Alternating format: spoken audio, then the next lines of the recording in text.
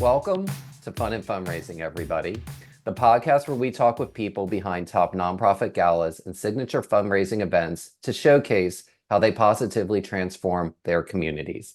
I'm your host, Rob Giardinelli, and today I'm really excited to have my really good friend, Mila Sarajane Dailey on. And anyone who knows Sarajane, that's what I'm going to go by because that's what all our friends call her, is Sarajane is a multi-talented hyphenate is what we'll call her. She has so many different talents and skills. But in addition to that, she also is a guest and supports so many top philanthropic galas. So I thought it would be really fun to have a conversation with somebody, one, to talk about talent and managing talent, but also two, what it's like to be on the stage and in the audience. And I thought it would make for a really great conversation for that today. So with that, Sarajane, welcome. And I'm so thrilled to have you here today.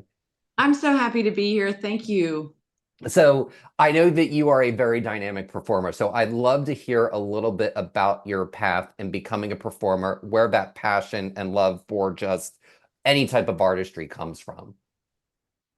Well, I am a native Texan. I'm from a small town in East Texas, and I knew I was a singer from the age of 5, and I loved performing. I would sing big Sandy Patty solos in church, lots of high notes. And then it really, started in the small town, and I was recruited to a performing arts high school in Dallas. And my whole family moved. I was assigned to be a jazz vocal major, and Nora Jones was my pianist. And so we just, I really started performing professionally full time at 15. So I have been doing this a very long time. I've, gone to many different schools, and I love performing and also producing. I learned as a performer which concerts were really, that I enjoyed. It all was dependent upon who I was getting to work with, who I was surrounded by, how they treated artists really mattered. And in that process of learning to produce shows, I really wanted to start this nonprofit called American Artist Project, because I saw that if someone wasn't going to really create opportunities for artists, especially from under-resourced communities, that these artists would never have a chance. So I thought this is a way for me to use the success that I've had and channel it for others and create events that were both beloved by patrons and also by the performers who were involved in it. Well, and that really is, I like how you describe that because that really is almost like putting together things in a circle. So that it's almost like this circular flow that allows everything to flow really well. And there were several things that we could unpack a little bit more deeply. The one thing that I thought was really interesting, and I'd love for you to talk about this, just for, from a talent and staying power perspective.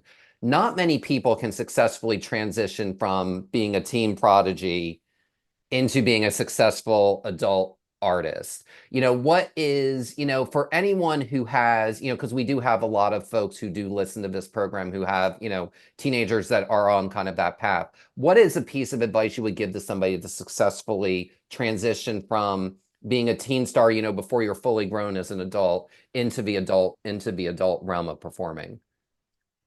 Well, for me, a lot of this just has to do with some grit. I mean, really, you have to love the life that comes with being a performer. As a performer, it's very different when you're on the stage because that's probably 1/100th of the time that you're an artist. The rest of the time is spent in rehearsals by yourself. The rest of the time is spent in a million auditions. All of those are much less glamorous than the actual time on the We all know stage. that. Yeah. And so some of it is liking that life. I had to really adjust to life in a hotel room. It's not the same when you do it, 40 weeks out of the year. That starts to change your perspective. And for me, I was really relying on what were my assets, not what someone decided I was, but knowing myself. And it takes a while to do that. But really, I'm a person that equally loves performing in operas as I sang backup for Alan Jackson. I don't find any genre of music to be less than. And although I had teachers at Juilliard that were very insistent that I should only sing one type of music, that is not my gift. My gift is my versatility. So for me, it's hard to stand firm in who you think you are until you get more practice doing that. And even my Juilliard teachers came around after a while. So, so I would just say really, spending time and learning what your assets are. When I'm working with a student in a mentor role, I make them make a list. What are your assets? Not what other people tell you. What do you believe you bring to this? And that's really important because if you don't know, no one's going to know. And that will help guide people's decisions so that they're not just being spun around by life and taking whatever comes to them. Well, I loved this answer for a multitude of reasons. First and foremost is I love that you were able to convince teachers at Juilliard, that's not an easy thing to do, to be like, I've got a range, because I think people, and you see this all the time in corporate realm, you even see it in the nonprofit realm, people tend to pigeonhole people in a certain thing, and it really prevents them from truly blooming and blossoming. And I love that you held your ground, and I love that the folks that you work with, it's what do you find you bring most to the table, or what do you find gives you the most joy? And it may be something you need to work on a little bit harder, even though you really like it. I really love how you really allow others and yourself to just do all the things. And that's a saying people say right now is do all the things as opposed to just the one thing. And it makes for a more well-rounded artist. Well, for me, it's just a part of who I am. And I want to be able to respond to a piece of music, not because it's in a specific genre, but because it's telling me something from a human standpoint. And that to me is always more interesting. And that's when I'm my most confident because I'm not trying to contort myself, but I'm actually just allowing, what we would call the flow. I want to feel like I'm in the flow. And the older I get, the more enjoyable that is because there's more freedom there. Well, the experience, I'm glad you brought that up because experience does beget freedom. And the more of it you do stuff, the more confident you are, and the more you're just, you've got the freedom to pick and choose. And, I know I want to talk a little bit more about the American Artist Project. But I'd love for you to share kind of what motivated you to get involved, because I've known you for many years through the philanthropic scene in Austin. What motivated you to get involved with nonprofits and signature fundraisers and going to events? And how did that inspire or lead you to creating the American Artist Project? Well, some of this is just because I think philanthropy is the most interesting work there is. I think it's the most fulfilling. I've performed on a lot of big stages, but at the end of the night, I'm always asking myself, what good did this do past just having a good time? And once you've done something that was artistically fulfilling and it moved the needle for somebody else's life, maybe even someone that you'll never meet, you can't go back. You can't say, well, I'll just do this and not have it change people's lives. Exactly. So it's always been, I think, in my DNA. My grandparents were huge volunteers and philanthropists in their own right. And I really watched the joy that it brought them. And I was their volunteer at every event that they were doing. And it just made me feel proud to be in their family. I was proud to see people that were obviously making a difference. Um, and that's an addictive feeling once you see that what it can do. And I just don't, everybody in my circle wants to be a part of this. I feel like I gravitate towards them and they gravitate towards me because those are our mission, vision, and values. So I'm glad you talked about mission, vision, and values and just, the natural gravitation of people to one another. Like when you're working with artists, like what are some common traits that you're looking for when people do get involved with your organization? I'm looking for people, and you can find them all over the place, for people that have that spark. They're creative, they make other people more creative. They have that freedom, and they're not insecure. I mean, I think it's the insecurity that makes people kind of what you might call diva behavior, and that never builds anybody else up, and it doesn't create any kind of there's like a momentum of energy when you get in a room filled with people who are all there to work towards a common goal and not insecure about themselves. Well, speaking with security and confidence, you've performed on stage for for many years. Talk a little bit about, and your passion and love for not just American Artist Project, but so many other things that you've performed at over the years. What's your favorite part about performing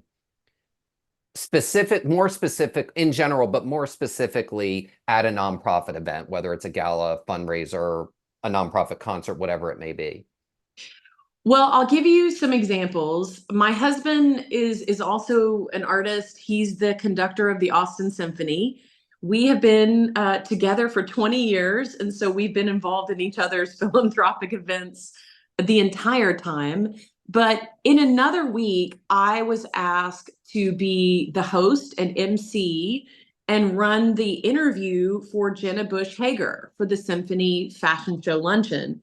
And I've done this three other times. So even when I'm not singing, it's such an exciting thing to be a part of an event and to create a moment in time, because that's what's so special about philanthropy to me. It's not something that you can hold on to. It's something that happens once, you get to experience. You can relive it with video or some photos, but that is the one time you're going to be together in that room, sharing that space for a common purpose. And that's what I care about the most. So for me, it's similar to that love of travel. It's the experience that you can't recreate. And those are the things that I feel like at the end of my life, I will get to look back on, because those are the things that matter to me now. And I can say, I was a part of this and I was there in that room. And especially, having this opportunity to get to play Oprah to Jenna Bush, it's really, I love that. I love setting somebody else up to shine. I think that is in some ways more interesting than promoting my singing career. I love to sing, and singing it's a vehicle for expression, but I'm much more interested in creating opportunities for other people to shine. I think that's just because of who I am. That's really cool, and I'm glad you brought up, emceeing, because I've seen you're always so fun when you MC, and I've seen you MC several times over the years. How you talk a little bit about the difference of how you prepare on stage for, a singing role versus an MC or a moderator role. Well, singing is easier because it's something I receive the music. I know what we're going to do. I'm rehearsed on my own. I show up, we put it together, and it's great. There's much more of variation of what could happen when you are on a stage with someone for 30 minutes. And I spend a lot of time in research, One, because I feel like that's a part of my responsibility, is to do my best to really know, what does this person care about?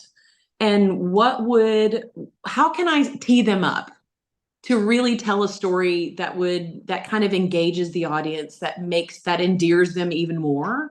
And sometimes that means listening to every possible interview they've done before, reading every book that's out about them. And I'm a person that also checks in with them before and says, I was going to talk about this and this and this. What are you most excited to talk about? I'm happy to stay away from any topics that you don't want to talk about. And I feel like for the most part, that's another thing that's so great about these events is everybody's there to have a good time. There's no need for gotcha journalism. I'm not here for that. But to make the other person feel like they are being respected, that their time is being respected, that their wishes are respected, and that they are just because you're a celebrity doesn't mean you're always treated well. So I try to go out of my way, and I know when I've been treated well, and maybe sometimes where it missed the mark. So I try to go above and beyond to make someone feel comfortable and appreciated. You know, that was an excellent answer on so many levels. The one thing I do want to highlight, there was a common thread of what you do, no matter what you perform, and that is you really take thoughtful, caring method to prepare and prepare really well. And, for anyone who is looking for anyone to moderate or be talent, call Sarajane first. But if there's anyone else, make sure that they're preparing and they are in constant communication with them, because I've seen organizations where it's like, okay, we're just going to show up, we're going to sit down and we're going to talk. Like, I've done shoot it and ship it, and it usually doesn't go nearly as well as we've thought about it. We're in touch with each other. We want to make sure that we're on the same page, and that it's going to be an ultimately a good experience for the guest overall. Yeah, you're exactly right. It's just a different experience for everyone involved. I'm also not there to be the star. I'm really not. I'm just interested in how to kind of facilitate an interesting conversation and ask questions that I would really want to know the answers to. Absolutely. And I love how you realize that that's what I admire about you so much. Very few people that perform, because when you perform, the spotlight's on you, are able to then turn it around and be like, you know what, I'm going to be part of an ensemble here, or we're going to be part of a chat, or we're going to be part of a dialogue. And it's really about, letting others shine. That's what I think so beautiful about the American Artist Project is you bring your experience in, but you're also giving that platform and that space with production and all those other things to allow people to shine. And, we've been talking quite a bit about talent. Talk a little bit about how that elevates an event, how having good talent elevates a gala, how it elevates a fundraiser, so that people are talking about it for weeks, if not months afterward. Well, I think it is the most important factor at any event. You can tell the events where it's an afterthought. And I think there are lots of different, I mean, there are talented chefs that create, they're artists. So I think there's lots of different ways to talk about talent and incorporating that into an event or a gala. But to me, that's the main course. That's what is should be the focus and the central kind of connective tissue. And performers are trained to know how to work a crowd. There's just a difference in presentation and communication. When I'm at an event where I leave, because there are many times that I arrive and I don't always know what the nonprofit, I don't know their mission going before I go. I know that it's someone I want to support. And so I'm showing up and I'm thrilled to be there. But when I leave an event and they have been so thoughtful, I mean, that's really the key term, the thoughtfulness of the connection between the talent that's hired and the messaging throughout the event where if I leave there knowing about your organization and feeling like I could be an ambassador for that group and I saw a great show, you'll never hear the end of it. Like, I will talk about you to everyone because a gala is a performance. Every part of it is a performance. The stage, everything about it is everything that I'm doing when I'm creating a show. Absolutely. We'll bring your husband into the conversation here. It's a symphony. That's right. That's right. It's all those different elements that come in. And, and talent is a very, very critical part of that. So what is one question a nonprofit should ask when they're looking to hire talent for their event? I think if they are really asking who do they serve, who are their stakeholders, and how can you pick the right person that connects both with the community that you serve and with your stakeholders. Those are not always the same exact grouping of people. And I've seen nonprofits cater to one or the other, and it doesn't always work that way.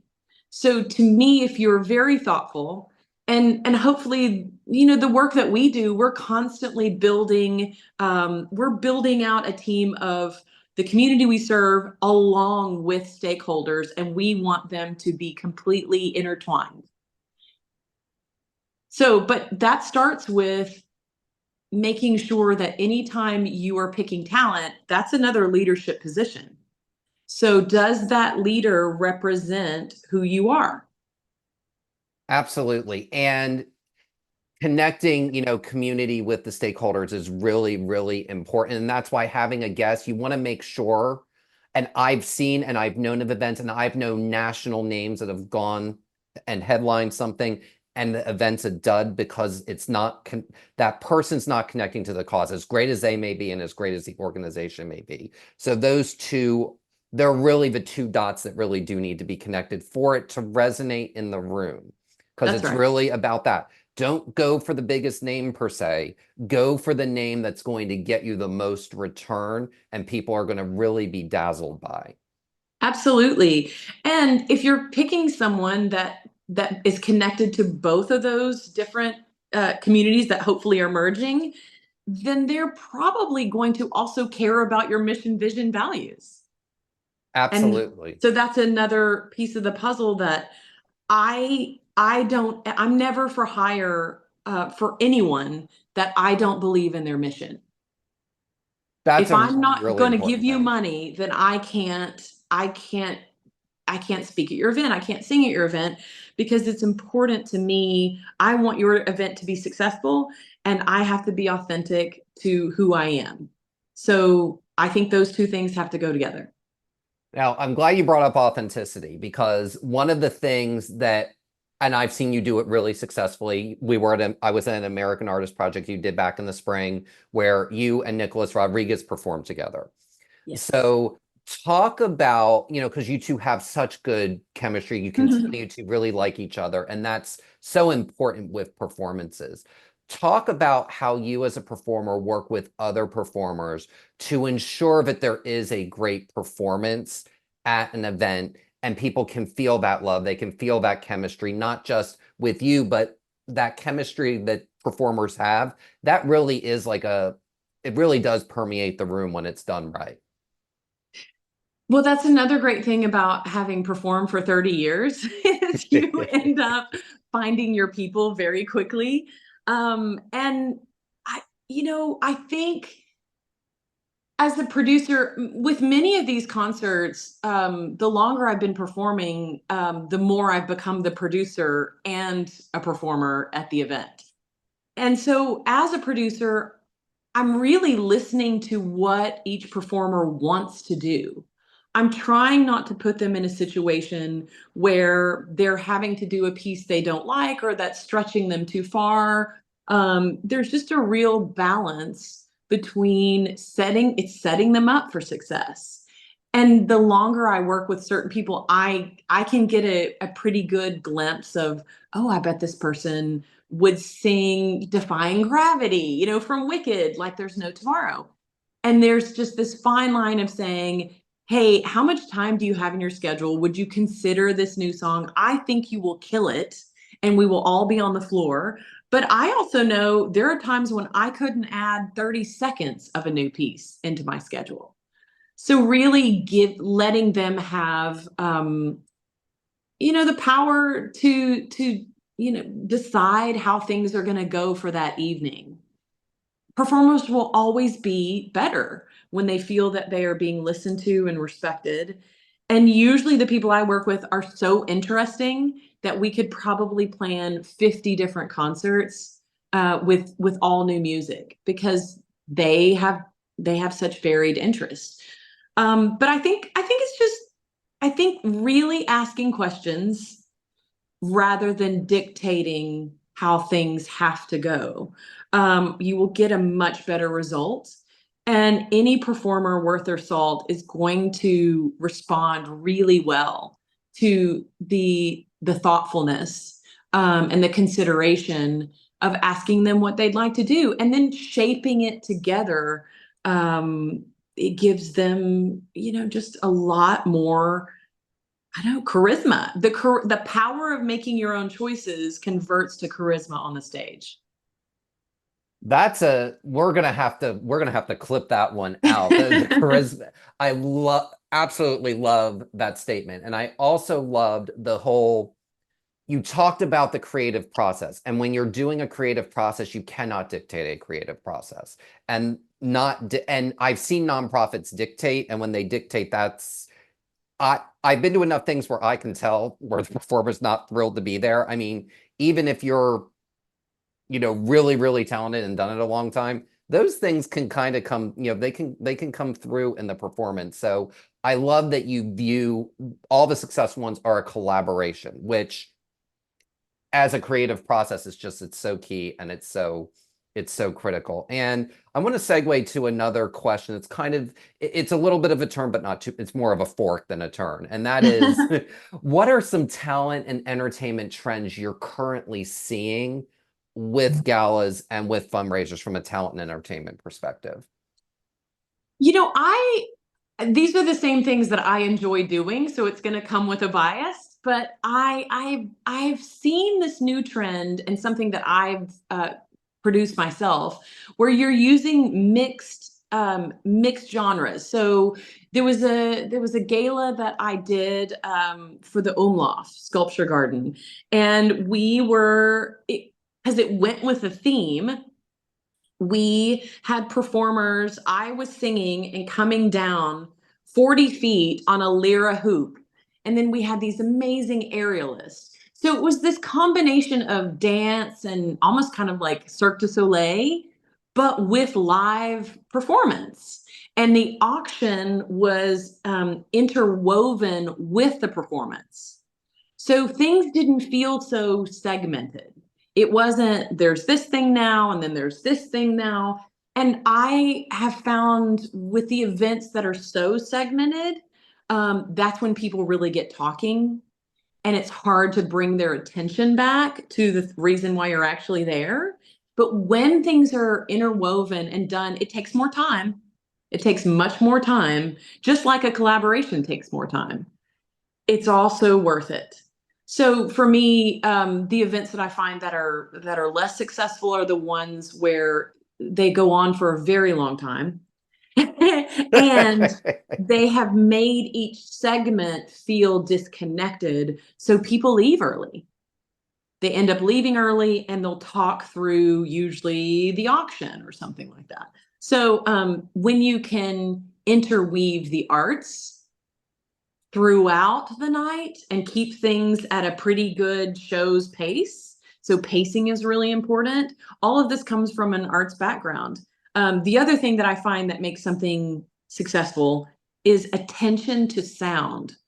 If I told you the number of times that I have been to an event where I could not hear what was actually being said, and no one had run the sound or done any kind of walking around to each table to see, oh, if you sit here, you hear nothing, or even worse, you could get an echo to where it's just truly an auditory nightmare.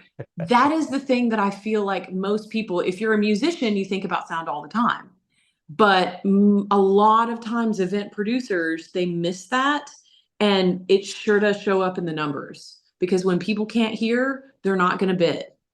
Absolutely. And I want to preface this with, it's not just events that raise 5 figures where that happens. I've been to plenty of 6 and 7 figure events where there are audio issues. It's one of those things that can be overlooked, but it is so, so, so important, because if the audio is not good, it's much more difficult, as you were talking about earlier, to command the room. And people don't, and people get up and walk around. People talk nonstop to the person next to them, which you want them to engage, but you also want them to pay attention. And that's audio is a really critical key. And sometimes I think it does get overlooked a little bit with some other elements. So I'm really glad that you brought that up.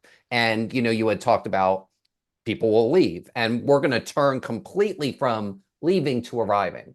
And you are a Grammy Award winner. Yes. You have walked many a red carpet. In fact, I always, I love all your posts. My favorite posts are the ones you're walking the red carpet, because it's like, bestow my own heart here. So what advice would you give to an organization looking to host a red carpet for their event? What are some things that they should do to really make it not an obligation, but something that they're really excited about being a part of and doing? Yeah, I'm a big believer that your event starts the moment someone arrives in their car. It's not once the event actually begins. It's the moment they step onto the property. So how they are treated from moment one and that amount of thoughtfulness translates to their entire experience. So for me, the red carpet is a part of that. It should make every person that arrives feel like they are a star. It should make them want to take their picture, even if they're the most shy person you've ever met. And that has to do with great lighting and, activating it with music and having a gorgeous backdrop. I'm going to brag on two of my team members. Patrick Landrum and Nathan Adeas are in charge of the VIP reception for this amazing event that we're doing Saturday, September 14th. It's Use Your Voice, Use Your Vote. And because this is a completely nonpartisan event, we were thinking, how do we do this red carpet? How do we make this event welcome everyone? Because we have people from, I can't even tell you how far across the aisle they are, and they're all coming together because the arts bring people together. So they had this amazing idea to create a purple carpet, because the red and the blue make purple. And so it is the most gorgeous thing you've ever seen. It's so unique and so fun. And then, of course, our floral sponsor is lining the entire side of this red purple carpet with red, white, and blue flowers. It is just so stunning, but it takes time, and it took a lot of work on their part and a whole lot of purple carpet to make this work. And I love that they were thinking outside of the box and not just kind of phoning this in to be the same thing that you've done at every event. The other thing I love about what they came up with, which connects to mission, vision, values, is not only is there a red carpet for the VIP reception, they brought pieces for general admission. So there's a separate purple carpet there, and they have their own step and repeat there. And we hired an artist to make that huge backdrop, and she's doing it all. She's deconstructed disco balls. So everything is going to have sparkle and be fun. Because again, I think our job is to welcome people into philanthropy and not make it something that only a few people could ever participate in. And how are you supposed to feel welcome if you're not invited to a red carpet as well? Fantastic. Well, first of all, Nathan and Patrick are they're good friends of mine as well, and they're so great and they're so talented. What I love about their innovation with that is a red carpet doesn't have to be red. And that is the first thing to keep in mind for anybody. Red carpets, they work great in certain types of events. They work great like for, the Grammys or the Oscars. They also work great Right. at things like a black and white ball because it can really pop, because red really pops against that. But I love that you took the theme of your event about getting people to vote and blending red and blue to make purple and creating something really unique that does create that welcoming feeling, regardless of who the person is that walks in. And that's, be really creative and fun. And I've got to tell you, most things that Patrick and Nathan do, that like the first thing I do is I make a beeline and get a photo of whatever red carpet they do, because they do that really well. And the second you said that, I was like, every single thing I've ever gone to, that is like, I make a beeline for it. So, and that's absolutely the case and absolutely true. So I'm really glad that you shared and walked through the ways that people can do that in a way that's fun, that's innovative, that's, a tradition gone modern is what we'll call that. And it's really cool. It was a really cool thing to hear. So I really appreciate you sharing that. And, you support a lot of causes. I want to have an understanding, what makes you say yes to supporting a nonprofit as a guest or a fundraiser versus being on the stage, but what makes you say yes to supporting it off the stage?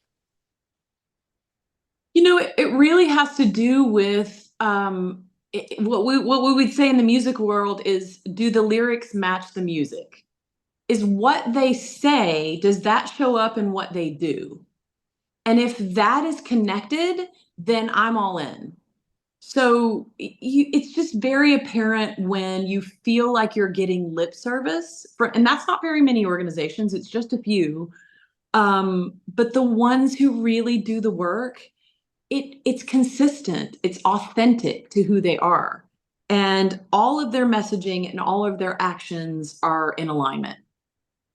Great answer. And we are coming up on time here. And I want to end with one question. I always end our segments with this. What do all great galas and signature fundraising events have in common?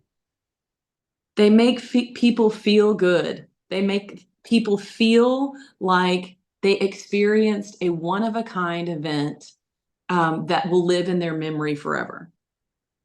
Perfect, succinct answer. And feeling is so important, because nonprofits are about heart, and you've got to tug at the heartstrings. And the feeling is a critical tantamount. And we're about 100 episodes in now. I think I may have had that answer once. I hope I get more of that answer, because it really is so important. And Sarajane, where can people find out more information about you and the American Artist Project? Well, they can go to americanartistproject.org, or if you want to find out about me as a performer, you can go to miladailey.com. And that's Dailey. There is an That's E correct. at the end of that. So, Sarajane, I can't thank you enough for taking the time today. It's always so much fun chatting with you, and you gave just great advice and great insights, and it's no wonder that you are just so good at what you do. So thank you again for taking the time today.